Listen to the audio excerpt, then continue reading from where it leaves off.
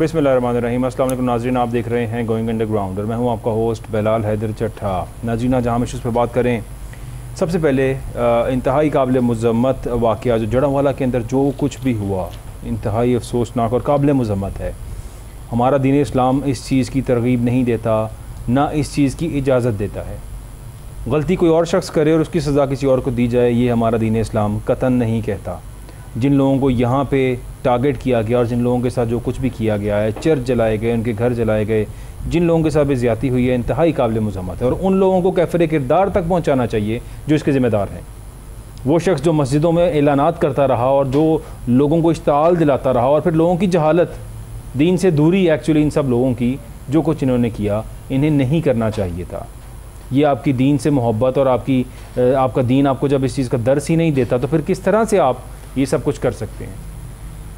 एक वाक़या स्वीडन में हुआ और उसने वहाँ पे जो कुछ किया, इंतहाई काबिल मज़म्मत है। वो भी उस बंदे की, उस शख्स की जहालत है एक्चुअली, कि जिस तरह से उसने कुरान पाक की बेहुरमती की। उसकी मज़म्मत करने के बहुत से और तरीक़ेकार हैं जो गवर्नमेंट लेवल के ऊपर ये सब लोग कर सकते हैं, ना कि लोग इश्ताल में आएँ, अपने हाथ में कानून को लें और बिला वजह उन लोगों को जिनका कसूर कोई नहीं है, जो माइनॉरिटीज़ हैं हमारे मुल्क के अंदर।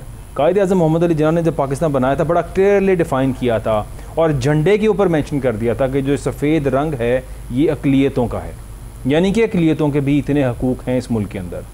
फिर ना हमारा आइन, ना कानून और ना हमारा दीन इस चीज़ की इजाज़त देता है जो कुछ ये लोग कर रहे हैं, और माज़रत के साथ सो कॉल्ड इस्लाम के नाम पे कर रहे हैं। जब इस्लाम इस चीज़ का दर्स ही नहीं देता, इसकी इजाज़त ही नहीं देता, तो फिर ये कौन सा इस्लाम है? ये कौन लोग हैं जो सो कॉल्ड इस्लाम के नाम पे ये सब कुछ कर रहे हैं? इनमें से किसी को माफ़ नहीं करना चाहिए है। 9 मई के वाक़यात वाले शायद कम होंगे ज़िम्मेदार, ये लोग ज़्यादा ज़िम्मेदार हैं। इनको इनके साथ उससे भी ज़्यादा बुरा सलूक होना चाहिए और दोबारा कभी कोई ऐसा ना करे।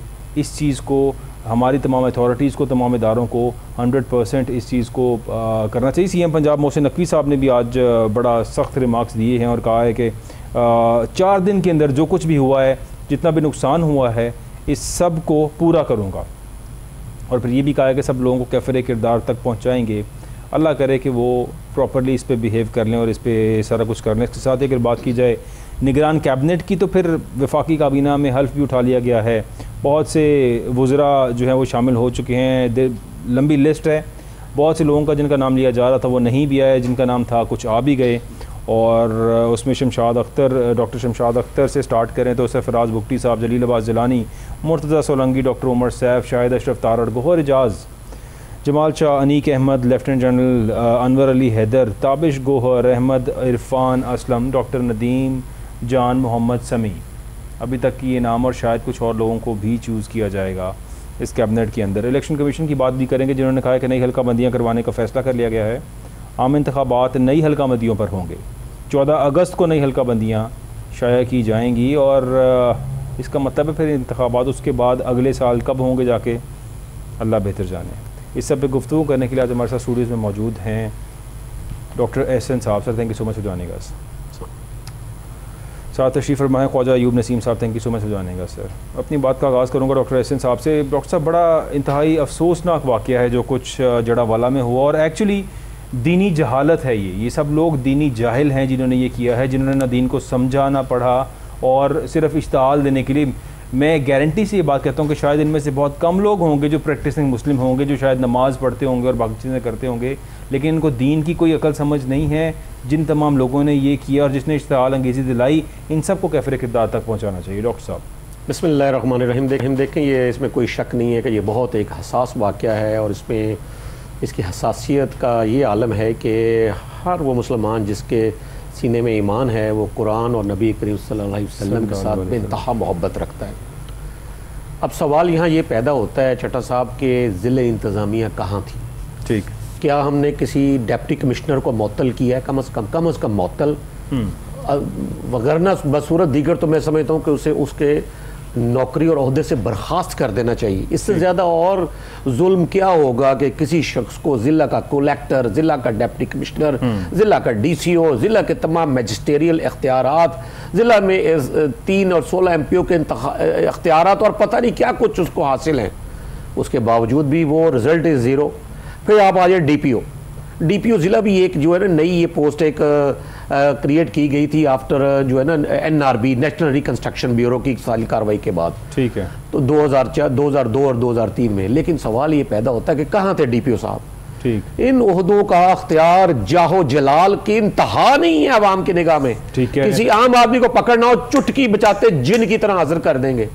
तो जब ओरिजिनली एक मसला पेश आया, जबकि एक लॉ एंड ऑर्डर की सिचुएशन जो है आजकल सोशल मीडिया में खबर जो है वो आग की तरह फैलती है। मुझे ये बताइए कि जब उन लोगों को जिन्होंने ये सारा दंगा फसाद मचाया है उनको ये पता चल गया कि ये काम हुआ है, तो ये डीपी और डीसीओ साहब कहां तशरीफ फरमा थे? बिल्कुल। कहां थे उनकी इंतजामिया, कहां थे उनके ड्यूटी मजिस्ट्रेट, कहां थे इलाका मजिस्ट्रेट, कहां थे उनके रेवेन्यू अफसरान, कहां थी पुलिस के जो है वो डीएसपी और एएसपी और तहसील के जो थे वो कहां पर वो इंचार्ज थे? मैं ये समझता हूं कि इस वक्त महज ये नहीं कहना चाहिए सीएम को, जहां भी होता है वो पानी नीचे की तरफ डाल देते हैं। जी मैं नुकसान पूरा, किस बात से आप नुकसान पूरा करेंगे? हमारे टैक्सेस से नुकसान पूरा करेंगे? बिल्कुल। आप पहले इनको करार वाकया सजा दें। इससे बड़ा वाकया पाकिस्तान की तारीख में हसास नवीयत का नहीं हो सकता। इससे बड़ी गफलत नहीं हो सकती चट्टा साहब। इससे ज्यादा गैर कानूनी गफलत मुमकिन नहीं है सर्विस के अंदर। तो जब आप लोग सारे अख्तियारात, जाहो जलाल, नीली बत्तियां, गाड़ियां नई, अभी 230 करोड़ की नई गाड़ियां लेके दी हैं इन्हें, डीसीज को, एसीज को, सबको नई गाड़ियां 230 करोड़ रुपए यही सीएम साहब ने खर्च किया था और कहा था कि ये शहाना लोग हैं, इनको मैं उबर करीम पे जाने को नहीं कह सकता, इनके लिए तो ये महंगी गाड़ियां लेनी बहुत जरूरी थी। अगर ना लेके दी तो ये लोग करप्शन करने पर मजबूर कर देंगे हम इनको, अगर सिर्फ इनके पास ये महंगी गाड़ी ना हो। तो ये सीएम साहब ही फरमा रहे थे। चट्टा साहब गाड़ियां तो एक तरफ नहीं जी। आप मुझे बताएं वायरलेस किसके पास है पंजाब में? जिले इंतजामिया और पुलिस के पास है ना, और तो कोई तीसरा महकमा ही नहीं है जिसके पास वायरलेस की सहूलत हो जी। आप वायरलेस का रिकॉर्ड मंगवाएं कि ये लोग कर क्या रहे थे। ये इमीडिएट इंक्वायरी हेल्ड होनी चाहिए और उसका 24 आवर्स में रिजल्ट आना चाहिए। और इनको हमेशा के लिए मैं तो कहता हूं कि नौकरियों से बर्खास्त करें। ये लोग आगे जाएंगे, कोई डीआईजी बनेगा, कोई कमिश्नर बनेगा, कोई चीज, ये वही गुल खिलाएंगे। ठीक है, ये इसके अहल नहीं थे, इन्होंने साबित किया है। इसमें अब कोई, मैं तो समझता हूँ यकीन करें कि नुकसान में जहां कोई शुबा नहीं ना, वहां गफलत में भी कोई शुबा नहीं है। वगरना खुदा ना खास्ता ये कोई इंडिया का बॉर्डर नहीं खुल गया था कि जहां से लोगों ने आकर वहां आकर सारी हवाई तबाही 1 मिनट के अंदर मचा दी। ऐसा नहीं हुआ। बिल्कुल ऐसे होना यही चाहिए था कि जिला इंतजामिया का यही किरदार माजी में भी हुआ करता था और अब भी है कि वो अपनी जिम्मेदारी का एहसास करें और वहां पर जाकर जो नोटेबल्स हैं उनके साथ रब्ता होता है उनका, वहाँ जाकर नंबरदार या जो वहाँ पर जो अवामी नुमाइंदे होते हैं, वहाँ जो उनके तहसील नुमाइंदगान होते हैं, उनसे रब्ता होता है, वो उनको फ़ौरन एतमाद में लेते हैं। मजहबी सतह पर चांद देने की कमेटियाँ बनी हुई हैं, मजहबी सतह पर तमाम उलमा कराम की कमेटियाँ बनी हुई हैं। वो क्यों नहीं उनको फॉलन किया गया? क्यों नहीं उनको उसी वक्त बुलाया गया? क्यों नहीं उनके इजलास उसी 1 से 1.5 घंटे में तलब किए गए? वायरलेस में जब हर काम हो रहा है, अब आप आपको क्या मुश्तरी और खला से जाके लाके इख्तियारात आपके हवाले कर दें? क्या हम आपको दें? और ठीक, मैं ये समझता हूं कि ये चट्टा साहब अगर इसका रुख ये रखा गया ना बात का कि हम तमाम तर मलबा लोगों की जहालत और लोगों के उसको दंगा, उसके फसाद की अहलियत या जो भी उसको आप कह लें, उस नादानी पर डाल दें और उसका नुकसान हुकूमत को कहें कि गवर्नमेंट जो है हुकूमत अपने टैक्सों से लोगों के पूरा करे। मैं ये समझता हूँ ये बड़ा नादानी और बड़ी एक मिट्टी डालने वाली इस मामला पर बात होगी। अगर हम लोग ये चाहते हैं कि आइंदा ऐसे वाकयात ना हो, देखें अब ये वाकया तो गुजर गया, इसको हम तो कुछ इसकी रिवीजन नहीं हो सकती ना।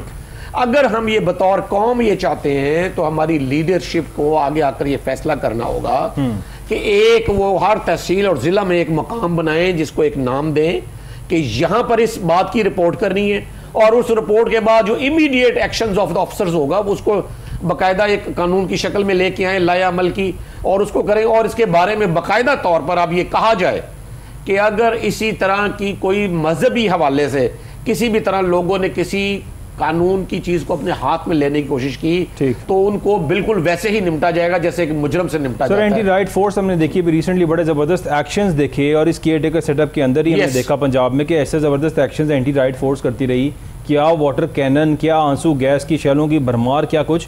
यहाँ पे तो कोई शख्स ही नज़र नहीं आया और कोई ऐसी अथॉरिटी नज़र ही नहीं आई। ऐसे ही लगा जैसे लाकानूनियत है।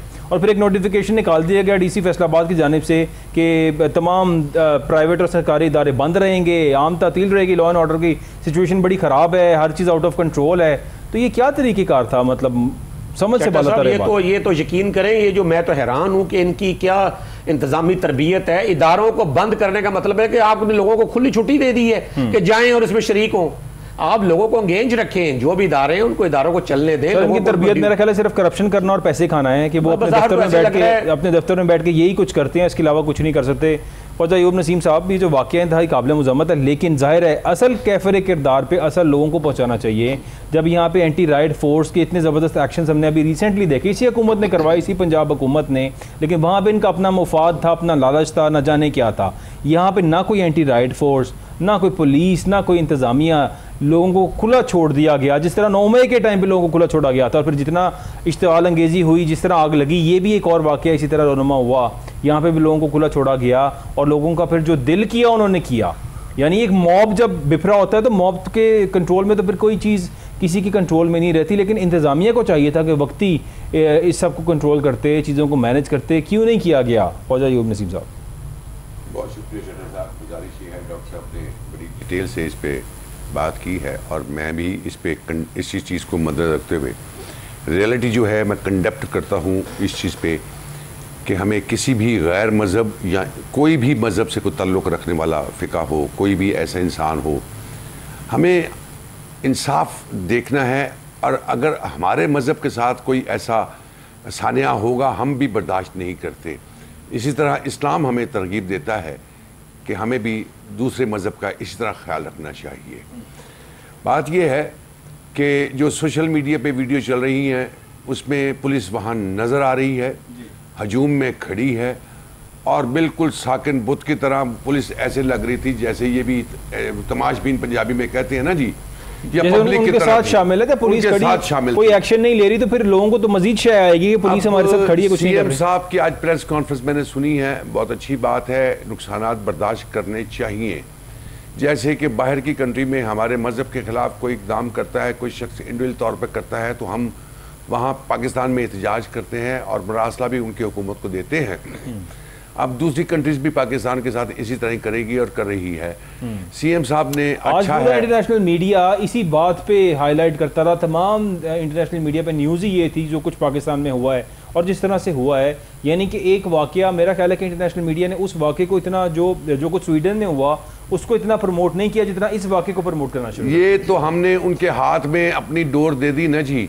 मुसलमान ने अगर मुसलमानों के मज़हब के ख़िलाफ़, इस्लाम के ख़िलाफ़ वहाँ स्वीडन में ये हुआ तो वहाँ की मीडिया ने इतना हाईलाइट नहीं किया, बिल्कुल नहीं, क्योंकि ये मज़हब रिलेटेड था उनके साथ, तो उन्होंने इसको बहुत ज़्यादा हाईलाइट किया।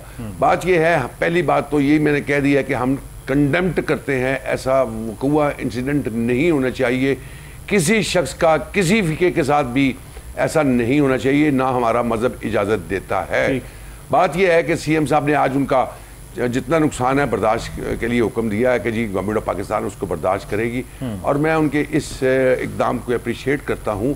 और ये हक भी बनता है कि जहाँ की आवाम के टैक्स से ये हुकूमत चलती है और अगर आवाम गलती करती है तो उस टैक्स में से अगर हुकूमत उन मामलात को ठीक करती है तो अप्रिशिएट करना चाहिए और ये इनका अच्छा इक़दाम है।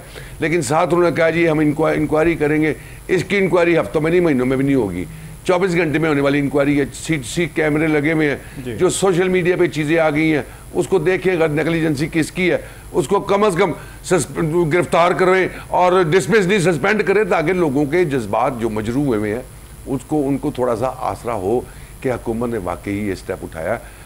मेरा ख्याल है कि ये हमारे लिए बीइंग मुस्लिम भी, मैं सच्ची बात बता रहा हूँ, मेरे लिए ज़ाती तौर पर बाइस से शर्मिंदगी है और मैं शर्मिंदा हूँ कि हमने किसी मज़हब के साथ भी मुसलमानों में से ही ऐसा हाथ वक़ुआ हुआ है, हमें ऐसा नहीं करना। उसकी रीज़न ये है कि इस्लाम हमें इस चीज़ की तरगीब ही नहीं देता। इस्लाम हम इस चीज़ की, इस्लाम के अंदर कोई गुंजाइश ही नहीं है कि आप कुछ अगर ऐसा वाक़या खुदा न खास्ता हुआ भी है तो आप उसके रिएक्शन के अंदर किसी मुल्क में बैठे हुए कुछ और लोगों के ऊपर आप इस तरह से एक्शन करें। आप तो उन लोगों के भी गुनाहगार हो रहे हैं अल्लाह के कहे के मुताबिक और दीन इस्लाम के मुताबिक। तो फिर कौन से लोग थे जिन्होंने जो कुछ किया है इंतहाई काबिल मुज़म्मत है, कैफरे किरदार तक पहुँचाना चाहिए इनको भी और अथॉरिटीज़ को भी।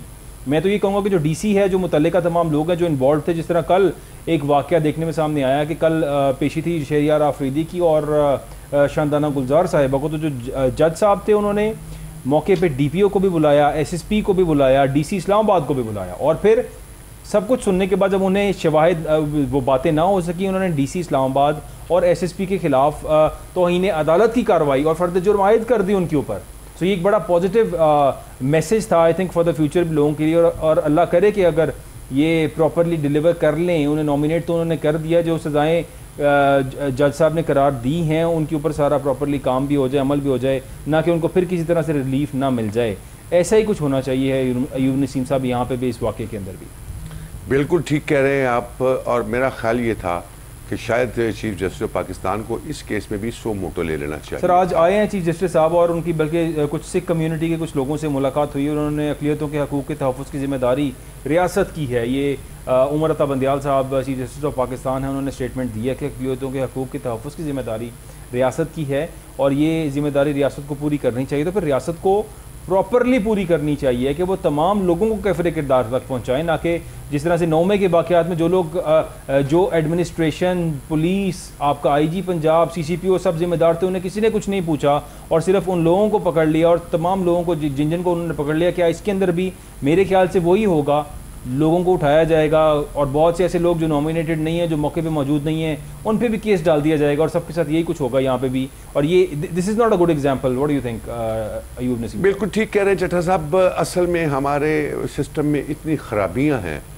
और आप हमारा जो मेजर डिपार्टमेंट लॉ के लिहाज से या एडमिनिस्ट्रेशन के पॉइंट ऑफ व्यू से या कानून के लिहाज से वो है महकमा पुलिस जी। और महकमा पुलिस की क्रेडिबिलिटी इतनी लूज़ हो चुकी हुई है अपनी, उन्होंने जो भी माजी के उनके किरदार हैं, आवाम उनको मेरा ख्याल है कि अच्छा नहीं समझ रही, चूँकि उन्होंने खुद ऐसे इकदाम किए हैं। करप्शन उनका मेजर जो मैं समझता हूँ वो एक उनका हॉबी है, वो करप्शन, और जब जिन महकमों में करप्शन होती है वहाँ इंसाफ नहीं मिलता।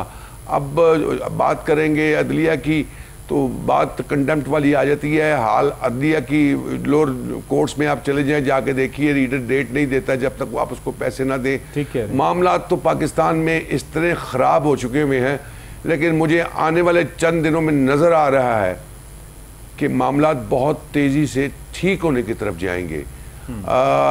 चूँकि जिस टॉपिक पे आपने मुझसे सवाल किया वो सवाल कुछ और है, लेकिन मैं थोड़ा सा महसूस ये कर रहा हूँ कि आने वाले चंद महीनों में जो चेंज पाकिस्तान में आने वाली है उससे हालात बेहतरी की तरफ जाएंगे, और वो पॉलिटिकल तौर पे जो चीफ ऑफ आर्मी स्टाफ का विजन या सोच लेके, चूँकि वो इस वक्त आए हैं, या जो कैबिनेट मुझे नज़र आ रही है, मुझे ये लग ये रहा है कि अब ये आने वाले चंद दिनों में जितनी PDM की जमातें हैं ये मुत्तहिद होने की दोबारा कोशिश करेंगी और PTI को भी साथ लेने की कोशिश करेंगी। PDM जमातें आपको तमाम सियासी जमातों का इत्तेहाद बनता होता नजर आ रहा है। मैंने आप ही के चैनल पे बैठ के ये ब्रेकिंग न्यूज़ आपको दी थी कि जितने नाम यहाँ पे हैं प्राइम मिनिस्टर के लिए, इनमें से कोई नाम नहीं होगा, नाम वही होगा जो राजा रियाज अनाउंस करेंगे। जी बिल्कुल। और मैंने ये कहा था कि मेरे पास भी वो ज़राए की इंफॉर्मेशन के मुताबिक 2 नाम आए हुए थे, जिनमें से एक नाम ये भी था। इसी तरह मेरे पास जो अब इंफॉर्मेशन है, चीफ ऑफ आर्मी स्टाफ का जो विजन है, गुजारिश ये है कि जब इमरान खान साहब प्राइम मिनिस्टर थे तो उन्होंने 200 आदमियों की लिस्ट उनके साथ शेयर की थी कि खान साहब अगर इनको गिरफ्तार कर लिया जाए जो करप्शन के मूजद है पाकिस्तान में, तो पाकिस्तान का कर्जा उतर सकता है। अब उनके पास जो लिस्ट है शायद वो बड़ी हो गई भी है, और इस वक्त उनका विजन यही है कि जितने भी करप्ट लोग हैं ब्यूरोक्रेसी में, टेक्नोक्रेट या पॉलिटिशियन, किसी की माफ़ी नहीं होनी। और इसी चीज़ को मद्देनज़र रखते हुए मियाँ साहब भी पाकिस्तान में नहीं आए, और मेरी ज़ाती ऑब्जर्वेशन ये है। लेकिन तो सर ये कह रही है कि मियाँ साहब आ रहे हैं, सितंबर में आ रहे हैं, दिसंबर में आ रहे हैं, जनवरी में आ रहे हैं। ख्वाजा आसिफ साहब कहते हैं कि जैसे ही 100% क्लियरेंस मिलेगी और किसी किस्म का जीरो रिस्क हो जाएगा, फिर मियाँ साहब जो है वो आपने खुद ही कह दिया कि जब कहेंगे जी क्लियरेंस मिल गई, इनका हाल वही है कि जब किसी इलाके में लोड शेडिंग होती है ना, तो हर शख्स घर का रहने वाला जो लोड शेडिंग से मुतासर होता है, बस वो यही सोचता है कि बिजली अभी आ रही है, बिजली अभी आ रही है, तो पता लगता है वो बिजली महीनों नहीं, घंटों नहीं, दिनों में चले जाती है। तो इनका भी यही हाल है कि मियाँ साहब अभी आ रहे हैं, टिकट ले ली है, आप चंद दिनों में देखेंगे टिकट भी होने आ जाएगी कि मियाँ साहब ये जहाज की टिकट है, फिर मीडिया उस पर लगा रहेगा, खेलता रहेगा। मियाँ साहब ने आना होता तो 1.5 साल की प्राइम मिनिस्टरशिप जो उनके भाई की थी तब क्यों नहीं आए? तब क्यों नहीं, जबकि सारे केसेस भाई के क्लियर हो गए, जब तक भाई सारे के बच्चों के क्लियर हो गए। अब मुझे बताइए, बच्चों तमाम पूरे खानदान अब तब आएंगे जब ये सैकड़ों केसेस इन्होंने अपने माफ करवाने के बाद जाली बिल कौमी असेंबली से पास करवा दिए, उसमें से कुछ बिल जो है सुप्रीम कोर्ट जो है सेटिस्फाइड भी कर चुकी है, और आने वाले चंद दिनों में जो इन्होंने बिल अप्रूव किए हुए हैं वो भी सुप्रीम कोर्ट ख़त्म कर देगी। तो कहाँ आएंगे मुझे बताइए, और अगर आएंगे तो मैं दावे से कहता हूँ उस लिस्ट में उनका नाम है जिसमें वो पकड़े जाएंगे, गिरफ्तार हो जाएंगे। तो इस वक्त जो चीफ ऑफ आर्मी स्टाफ का जो मूड है वो यही है कि पाकिस्तान बचाओ। ये थे इनका जो पॉलिटिशियन पाकिस्तान में थे वो था पाकिस्तान मुकाओ, और ये जो चीफ ऑफ आर्मी है इस वक्त विजन लेके आए हैं, इनका जहन है पाकिस्तान बचाओ। और अगर वो उन्होंने उस पर अमल कर दिया, ये आज की कैबिनेट देखने के बाद और केयरटेकर प्राइम मिनिस्टर के बाद मुझे नज़र ये आ रहा है कि पिछला प्राइम मिनिस्टर शहबाज शरीफ भी कर कुछ नहीं रहा था, मां स्वयं पंजाबी के अंदर फीते कड्डन थे या तकरीर करन दे, उसके पल्ले भी कुछ नहीं था। तो चलाने वाले राजा रियाज साहब ने जैसे परसों एक टीवी पे बैठ के किया, कहा कि जी इलेक्शन वो ऊपर वालों ने डिसाइड कर लिया, कहा है कि इलेक्शन, एंकर ने पूछा बड़े कौन है जी, तो वो कहता है जी तुहानू भी पता है सानू भी पता है, वो 2 साल का फैसला होया सी, हुण आगे फरवरी तक हो गया है। बात ये है, आज आपने अपने इंट्रो में कहा कि इलेक्शन कमीशन ने डेट दे दी है, ये इलेक्शन कमीशन के बस की बात नहीं है। जो बिल इन्होंने पास किया वो भी सेटिस्फाइड हो जाएगा, और इलेक्शन कमीशन के ये हुक्म का देना कि जी 90 दिन में इलेक्शन नहीं करा सकता, सुप्रीम कोर्ट के पास वो पिटीशन जा चुकी हुई है, और आने वाले चंद दिनों में उसका भी फैसला हो जाएगा। अल्टीमेटली मैं आपको ये ब्रेकिंग न्यूज़ दे रहा हूँ कि प्रेसिडेंट ऑफ पाकिस्तान 2-4-10 दिनों में एक लेटर जारी करेंगे, एक नोटिफिकेशन जारी करेंगे जिसमें होगा कि चीफ इलेक्शन कमीशन को पाबंद किया जाएगा कि वो 90 दिन में इलेक्शन करवाएं।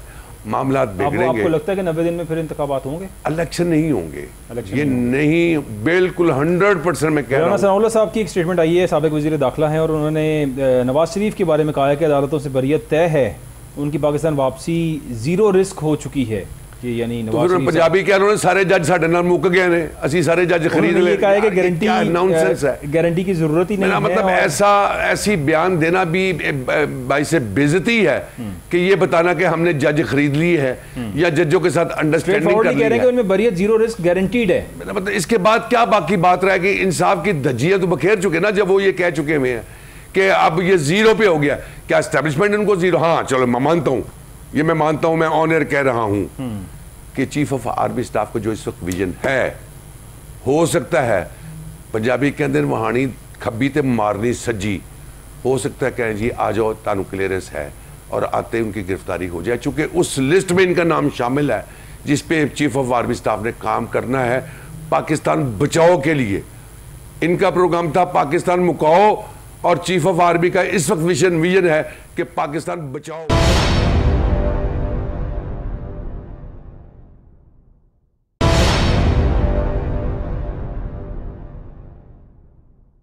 यानी वो जो एक मैसेज था बड़ा क्लियर कि नया पुराना पाकिस्तान नहीं, हमारा पाकिस्तान, ठीक है। आई थिंक उस मैसेज तो मुराद ये है कि आने वाले चंद दिन में इंशाल्लाह बड़ी जल्दी आप दुबई की मीटिंगें जितनी भी हुई हैं उनको समझ आ गई है। शहबाज शरीफ साहब के पास ये नाम जा चुका हुआ था पहले, लेकिन ये नहीं उनको कंफर्म था। उनके पास 6 नाम गए थे कि जी इन 6 में से एक होगा, तो वो 6 के साथ इनकी PM साहब की मुलाकात हो गई थी, जिनमें एक ये भी शामिल थे। राजा रियाज साहब के पास सिर्फ 2 नाम थे, दोनों ही बलूचिस्तान से थे, संजय रानी साहब और ये, उनको भी नहीं पता था कि असल नाम कौन सा आएगा। मुराद ये है कि ये पूरी अच्छा प्लान किया है, मैं समझता हूँ कि इनको खिलाते रहे। मतलब ये है कि मुल्क की बेहतरी के लिए प्लान हुआ, और अल्लाह करे कि मुल्क की बेहतरी हो भी जाए। लेकिन जो कैबिनेट चूज की जा रही है, जो लोग यहाँ पे आ रहे हैं, जिस तरह PM साहब भी हैं, तो बड़ा कंट्रोवर्शियल सा नाम था, कुछ नैब के केसेस से मुंसलिक उनका नाम होना, और वॉइस ऑफ बलूचिस्तान के नाम पे जो NGO बनी है उस NGO के अंदर कुछ करप्शन के हवाले होना। फिर उसके अलावा बहुत से लोग जो यहाँ पे अब कैबिनेट में आ रहे हैं, डॉक्टर एहसन महमूद साहब जी। सर इस टाइम पे अवाम को, मुझे, आपको, हर शख्स को तकलीफ़ है महंगाई की। यानी 16 माह के अंदर जो ये सो कॉल्ड तजर्बाकार लोग आए थे, इन्होंने आके बड़े दावे किए थे कि हम आके अवाम को रिलीफ देंगे। 4 गुना से भी ज़्यादा महंगाई कर दी यहाँ पे, यानी 12% महंगाई की रेशो थी उसको 38% कर दिया। बिजली गैस की प्राइसेस देखें आप, ग्रॉसरी देखें आप, किसी चीज़ को भी देखें, बेड़ा गर्क कर दिया अवाम का। सर इस टाइम पे जो 50,000 से 1 लाख रुपए भी जिस घर की इनकम है, सर वो भी परेशान है, उनको समझ नहीं आ रही है कि वो क्या करें, बच्चों को स्कूल में पढ़ाएं ना पढ़ाएं, उनकी फीसेस दें, खाना खाएं या बच्चों को एंटरटेन करें, बच्चों की पढ़ाएं, उनको करें क्या, किधर जाएंगे? सर मिडिल क्लास ख़त्म हो गई, लोअर मिडिल क्लास भी ख़त्म हो गई, और रह क्या गया है पाकिस्तान के अंदर? अब हर शख्स रिलीफ का ख्वाह है कि या अल्लाह रिलीफ किसी तरह मिल जाए, चाहे ये केयर टेकर सेटअप ही रिलीफ दे। क्या आपको किसी भी तरह केयर टेकर सेटअप से रिलीफ मिलता आवाम को नज़र आ रहा है सर? चट्टा साहब बिल्कुल भी कोई रिलीफ मिलता नज़र नहीं आ रहा। देखिए अभी जैसे ये भाई साहब ने भी फरमाया, जैसे अभी ये फरमा रहे थे कि जी इरादा ये है, बल्कि मूड का लफ्ज़ उन्होंने कहा कि मूड ये है कि वो पकड़ दकड़ जो है ना बड़ी होगी और किसी को नहीं छोड़ा जाएगा। देखें सर ये तो एक वैसे ख्वाहिश भी है पूरे पाकिस्तान की। नहीं चट्टा साहब देखें, हमें हक़ाइक़ का तारीख के तनाज़ुर में देखना चाहिए। एंटी करप्शन, नैब और FIA, इन तीनों इदारों ने पाकिस्तान को नुकसान दिया, फ़ायदा कोई नहीं दिया। ठीक है, अगर कोई बंदा बहोश हवास ही आके कह दे कि नहीं जी इसकी वजह से करप्शन कम हुई है, तो फिर मुझे बताएं ये जो सारे इंडेक्स हैं दुनिया के, ये झूठ बोल रहे हैं। करप्शन में पाकिस्तान की रेटिंग ज़्यादा ही हुई है, कमी कहीं पर नहीं आई है। लेकिन इसके बाद नुकसान आप क्या हुए कि जो आपकी एक ह्यूमन वेलफेयर और ह्यूमन प्रोटेक्शन का एक स्टेटस होता है वो आपने लूज़ कर दिया हुआ है। आप लोगों ने लोगों को गेट तोड़ दिए, लोगों को घरों से उठा लिया, करप्शन के नाम पर पता नहीं आपने अपने पुलिस क्या क्या कुछ किया। आपने लोगों को जो यहाँ पे सड़कों पे खड़ी होती है तो अवाम अपने आप को मतलब ये वही नैब है जिसके करते हैं, अगर हम पकड़े गए तो हमने लूटे जाना। ये वही नैब है जिसने पुलिस को आप ये अथॉरिटी दे देंगे, ऑथोराइज कर देंगे किसी के भी घर में जाओ और जाके बंदे को जैसे मर्जी लेके आओ, तो फिर घरों के अंदर कुछ नहीं छोड़ा इन्होंने, वहाँ पड़ा हर सामान भी लूटा, सब कुछ भी लिया इन्होंने, जिसकी दुनिया गवाह है। दुनिया ने आके बताया कि हमारे साथ ये कुछ हुआ है सर। चट्टा साहब ये वही नैब है जिसने 8 माह पहले 8.5 माह पहले जब ये परवेज लाई वजीर आला पंजाब थे तो कुछ नहीं कहा उससे, और अब उसको जो है ना आके जेल के दरवाजे से पकड़ कर लेके चले गए हैं। सर एक मिनट ख्वाहिश साहब प्लीज़ एक मिनट ठहर जाए। दूसरी बात ये है कि देखें, अगर हम ये मान लेंगे चीफ ऑफ आर्मी स्टाफ जो है इनका एक मूड बन गया है कि इन्होंने पकड़ना है, तो 16 माह किधर थे? वो सारे केस तो इन्हीं की ये चीफशिप के दौरान ही सारों के जो है ना नैब के रूल्स उल्टे गए हैं। सारे केस इन्हीं की तैनाती के दौरान ही तो सारे ये जुर्म माफ़ हुए हैं। जितनी ज़्यादतियाँ हुई हैं सियासी तौर पर कारकुनान के साथ वो इन्हीं के दौर में तो हुई हैं। जितनी सारी पकड़ दकड़ नाजायज़ तौर पर हुई है वो इन्हीं के दौर में तो हुई है। जितनी क़यामत सुगरा बर्पा हुई है वो इन्हीं के 16 माह के दौर में तो हुई है। उस वक्त इनका मूड नहीं था तो अब इनका मूड बन गया है। लिहाजा लेकिन ये एक फ़लसफ़ा होता है फॉर सेल फॉर प्रमोशन के, जी ये आप शेयर करेंगे। देखें मेरी बात सुन लें, जिस तरीके से खुदा अल्लाह माफ़ करे किसी आज़ाद मुल्क में इस तरह कोई निगरान गवर्नमेंट बन ही नहीं सकती है। पहली बात तो ये जहाँ लोगों को जमहूरियत पर यकीन हो, वहाँ इंतकाले इक़्तिदार होता है, इंतकाले निगरान हुकूमत नहीं होता। वहाँ पर कहाँ है इंतकाले इक़्तिदार? अच्छा एक और आपको बता दूं बात, हम आज इलेक्शन कमीशन को उसके किए हुए जुर्म है, ये कुछ चीज़ें रियासती जुराइम होती हैं।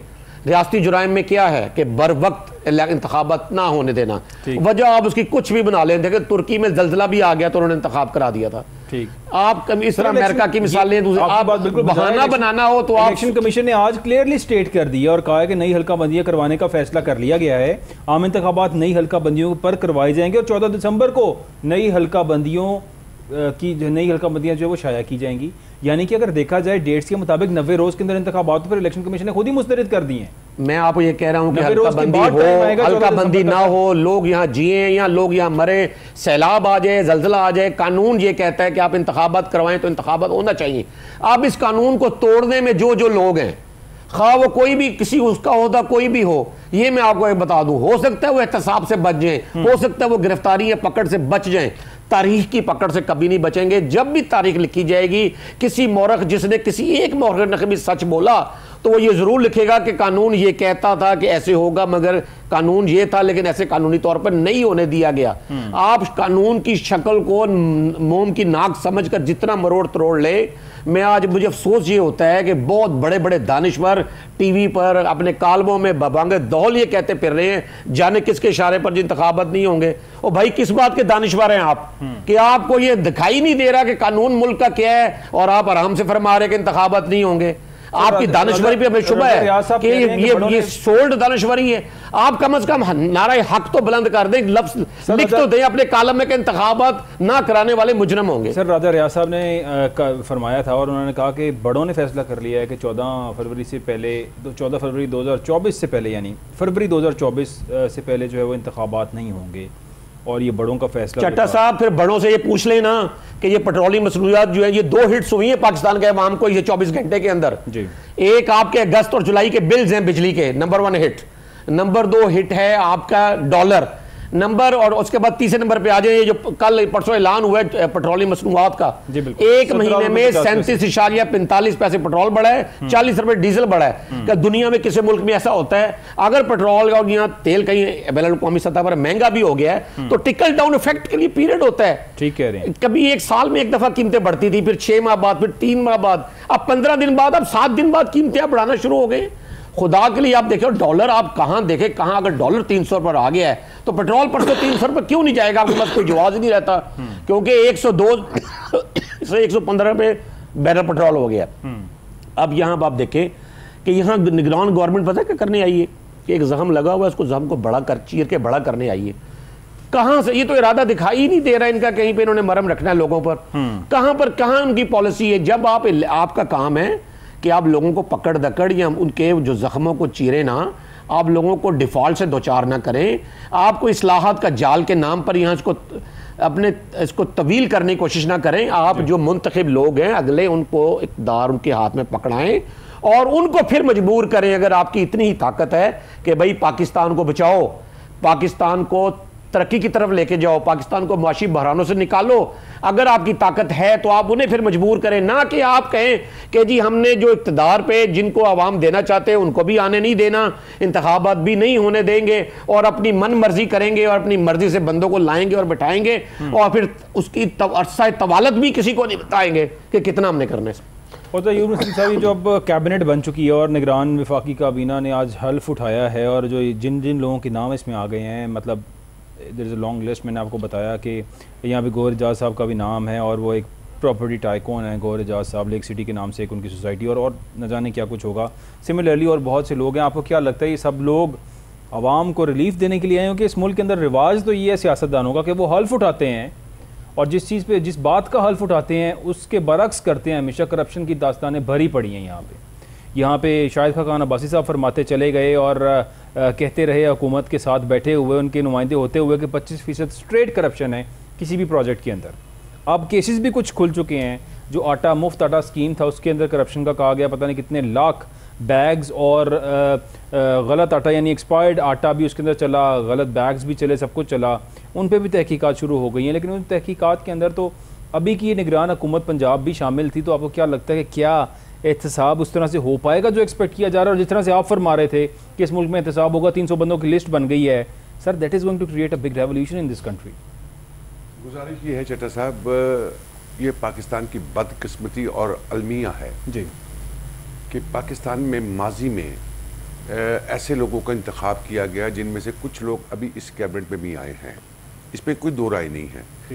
प्रॉब्लम ये है कि पाकिस्तान में वेल नोन और वेल पर्सनालिटी होने के लिए जब तक आपके पास ये दो लेबल नहीं होंगे, वेल नोन और वेल पर्सनालिटी और अमीर, आपको किसी जगह भी आपका इंतखाब। देखिए इनमें से कोई शख्स भी गरीब नहीं है, कोई मिडिल क्लास का बंदा नहीं है जो सब ये इसमें आए हैं कैबिनेट के अंदर। यही बात। एक और बात, ब्यूरोक्रेसी को अगर देखें तो जाते जाते शहबाज शरीफ साहब अपने बड़े खास बंदे फवाद हसन, फवाद आहद चीमा और मेन बंदे जिनको जहां पोस्ट किया था, साथ ही पाबंदी भी आयद कर रहे कि 3 माह तक ये निगरान हुकूमत इन लोगों को ब्यूरोक्रेसी से उखाड़ बिछाड़ नहीं कर सकती। ठीक है, इसका क्या मतलब है सर? गुजारिश ये है, यही बात मैं कह रहा हूं कि जो भी हुकूमत आएगी उनमें ऐसे चेहरे मजबूरन उनको लाने पड़ते हैं। चूँकि अब हाल ये है कि अगर किसी सफ़ेद पोश को ओहदा दे दिया जाए तो पहले वो अपने आप को भरता है, अपने ख़ानदान, अपने रिश्तेदारों को नवाजने के लिए बहुत सारे वो ऐसे करप्शन वाले मामलात करता है। यानी जिसने आना उसने करप्शन ही करनी। दूसरा, ऐसे वेल नोन पर्सनैलिटी जिनके पास अरबों खरबों पहले हैं, शायद वो दोबारा ऐसा मेरा ख्याल धंधा ना करें।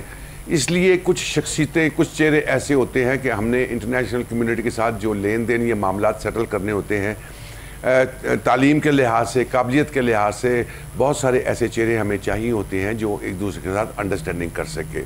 डॉक्टर साहब ने जो बात की है इलेक्शन या और किसी हवाले से, देखिए यहाँ अलमिया क्या है। अलमिया ये है कि चीफ जस्टिस ऑफ पाकिस्तान ने 2 सूबों के इलेक्शन का ऑर्डर दिया और वो नहीं हुए। बेहतर होता कि अगर उस वक्त के प्राइम मिनिस्टर को कंटेम्प्ट ऑफ कोर्ट के ज़िम्मे में लाते और तलब कर लेते इलेक्शन कमीशन को, फाइनेंस मिनिस्टर को और प्राइम मिनिस्टर को, और तीनों पे फर्द जुर्म करना चाहिए था उन्होंने वो भी नहीं किया। मुराद ये है जब आपकी जुडिशरी, मेन जुडिशरी नहीं कोई कुछ करेगी, आपके पास तो इंसाफ का एक ही मेजर अदारा है ना, जुडिशरी, बिल्कुल, और वो भी सुप्रीम जो है, सुप्रीम कोर्ट ऑफ पाकिस्तान।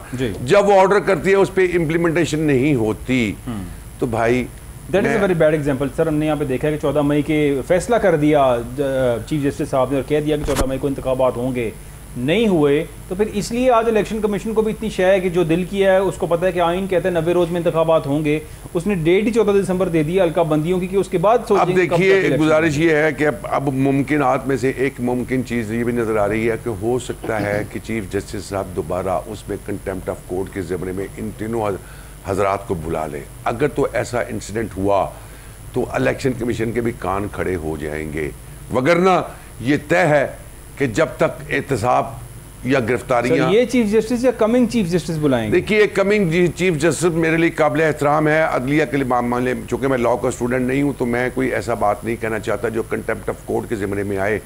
वो आने वाले चीफ जस्टिस साहब ऑनरेबल जो हैं वो आने से पहले ही बहुत ज़्यादा मुतनाज़ा हो चुके हुए हैं और उनके बारे में बहुत सारी चीज़ें आ रही हैं कि वो एक पार्टी के हैं, तो उनके मामले में तो मैं बात नहीं करता। ये चीफ साहब के पास अभी 1 महीना 1.5 है, अगर इस पर भी कोई ऐसा एक्शन ले गए तो मेरा ख्याल है कि फिर इलेक्शन के लिए कोई और रास्ता बनेगा।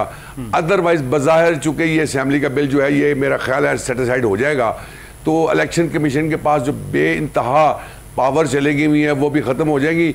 तो प्रेसिडेंट ऑफ पाकिस्तान लेटर जारी करेगा 90 दिन का इलेक्शन का, तो फिर अल्टीमेटली और कोई रास्ता निकालना पड़ेगा, वगरना अगर वो ना हुआ तो इलेक्शन किसी कीमत पर भी मुझे नज़र 6 महीने 8 महीने साल नहीं आ रहे, फिर इलेक्शन कमीशन यही खेलता रहेगा हल्का बंदियाँ।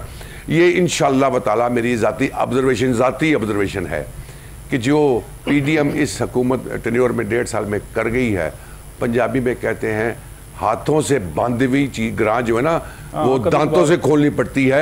अल्टीमेटली ये एक ट्रक पे होंगे और 13-14 झंडे होंगे, तो फिर ये पंजाबी कहते वैन पा रहे होंगे, शाम गरीबा चल रही होगी। मुराद ये है कि ऐसी ऐसी इनकी बातें आ रही होंगी कि जो फिर ये मजलूम बन जाएंगे।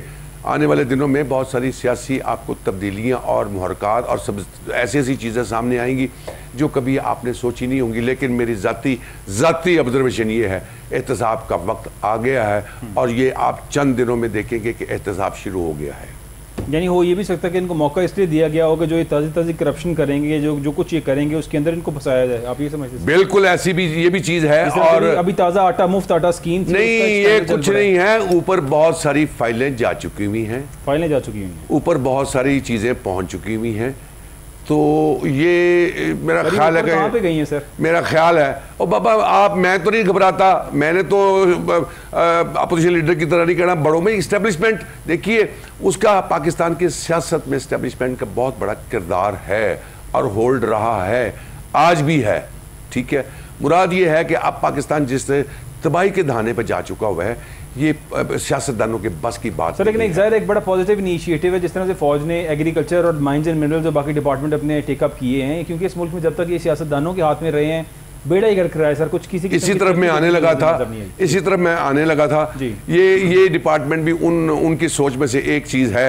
लिहाजा आने वाले चंद दिनों में जो चीफ ऑफ आर्मी स्टाफ का विजन है कि मुझे ये करप्शन मुकानी है, देखिए करप्शन मुकाओ डिपार्टमेंट भी टेकअप करने वाले हैं। जी हाँ, बात यह है कि हम उनको मुतराजा बनाते जा रहे हैं पीडीएम के हवाले से। मैं स्पोक्स पर्सन उनकी तरफ से नहीं हूँ, मेरा एस्टेब्लिशमेंट से कोई ताल्लुक नहीं है, मैं एक एनालिस्ट हूँ। मेरी एक अपनी सोच है जो मैं अपने नाज़रीन के साथ शेयर करता हूँ। मे बी वो गलत हो, मे बी वो राइट हो, लेकिन मैं डीप जाके जैसे इंफॉर्मेशन कलेक्ट करता हूँ, जैसे मैंने केयर टेकर प्राइम मिनिस्टर के लिए इंफॉर्मेशन कलेक्ट की या मुल्की मामलात में कोई और ऐसी चीज़ होती है तो मैं डीपली उसको स्टडी करता हूँ और अपने ज़राए से इंफॉर्मेशन कलेक्ट करता हूँ। डॉक्टर महमूद साहब एनालिस्ट, आप क्या देखते हैं सर यहाँ पे? क्योंकि फिर से मैं वही बात करूँगा कि हर शख्स इस टाइम पे किसी तरह रिलीफ चाहता है, relief in petrol prices, in electricity unit prices, in gas, everything, commodities, किसी भी तरह से रिलीफ मिले। आपके मुताबिक सर, बीइंग एन इकोनॉमिस्ट, आप क्या समझते हैं अगर ये लोग, ये केयर टेकर सेटअप है, वैसे तो माहिरीन ये कहते हैं कि केयर टेकर यानी जो निगरान हुकूमतें आती हैं उनसे उम्मीद लगाना ही गलत है, कि आपको उम्मीद ही नहीं लगानी चाहिए कि वो मुल्क में इकॉनमी को या इकॉनमी की स्टेबिलिटी ला सकते हैं या इकॉनमी को बेहतर कर सकते हैं। आप क्या समझते हैं सर?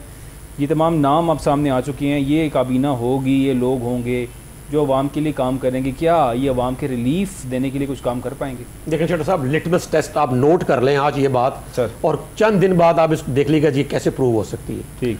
अगर तो जो मौजूदा काबीना जिसने हलफ उठाया है जी, इनमें से जो मुतलका लोग हैं, जैसे मैं शमशाद अख्तर है, मैं इनकी बात कर लेता हूँ, जो और अब्दुल वहीद अनवारुल हक काकड़ जो हमारे इस वक्त प्राइम मिनिस्टर, इन दो लोगों की, जी बिल्कुल, अगर तो ये इस मौक़िफ़ का इजहार कर देते हैं कि ठीक है जी, हमें IMF प्रोग्राम का मसला था, हमें 721 अरब रुपए जो कि पिछली गवर्नमेंट जो गई है वो बजट में पास कर गई है, जिसको 721 अरब रुपए जो एक अखराजात की मद में रख गए, जो कि हमारे पास मौजूद नहीं है, वो एक डेफिसिट था बजट के लिए, फाकी बजट के लिए, वो फाकी हुकूमत को चाहिए 721 अरब रुपए, और वो चाहते हैं जी कि इसको लेवी, पेट्रोल में लेवी और बिजली के GST और दूसरे टैक्सेस लगा के तो हम इसको वसूल कर ले, वहां से ठीक हो गए, समझ आ गई। लेकिन अगर वो एक ऐलान कर दें कि पेट्रोल और बिजली, ये दो चीजें किसी को भी पाकिस्तान में मुफ्त नहीं मिल सकेंगी, ये बहुत जरूरी है। तो मैं कहता हूं कि ये समझ लें कि निगरान वज़ीर-ए-आज़म और निगरान काबीना सारे इम्तहानों में पास हो गए। मैं नहीं कहता रिलीफ दे किसी को, ठीक है, मैं ये नहीं कह रहा कि ये सस्ता कर दे, सस्ता तो करना है इनकी, मैं कहता हूं हिम्मत क्या, इनके बस में ही नहीं है। सस्ता तो नहीं ये पेट्रोल कर सकेंगे इस वक्त, ना ये बिजली सस्ती कर सकेंगे, क्योंकि आपके जो डॉलर प्राइस, जो आपकी इन्फ्लेशन, आपका जो एक रुपए की बेवकती हो गई है ना, उसको वक़्त दिलाना कम से कम इस निगरान गवर्नमेंट के बस और हिम्मत की सर, लेकिन बाहर है, हमें सब बीच नहीं लगानी चाहिए। साहब वाली बात फिर से आ गई कि अगर आप ये सब मराहत उनसे ले लेंगे तो फिर आप उन्हें मजबूर करेंगे करप्शन करने पे। नहीं, ये मराहत नहीं है। देखिए मेरी बात सुने, मैं अभी ना ये आपके प्रोग्राम में आने से पहले 10 से 12 लोगों से मिला हूँ। मैंने उन्हें कहा, उन्होंने कहा जी ठीक है जी, हम सफेद पोश लोग हैं, हम ये बिजली का बिल भी किसी ना किसी तरह अदा कर देंगे, पेट्रोल भी डलवा लेंगे, लेकिन हमारी एक इस्तदा है फिर सिर्फ कि फिर ये वाला जितना महंगा पेट्रोल हम खरीद रहे हैं अपने रिस्क हलाल में से, वो किसी को पाकिस्तान में मुफ्त ना दिया जाए, 1 लीटर भी मुफ्त ना और और दूसरा ये जो हम बिजली इतनी महंगी खरीद रहे हैं, यूनिट जो हमें 58 रुपए का एक घरेलू आदमी को एक यूनिट पड़ा, भी कमर्शियल की बात में कर रहा है, तो वो कह रहे हैं कि फिर इस यूनिट को किसी को फ्री ना दिया जाए।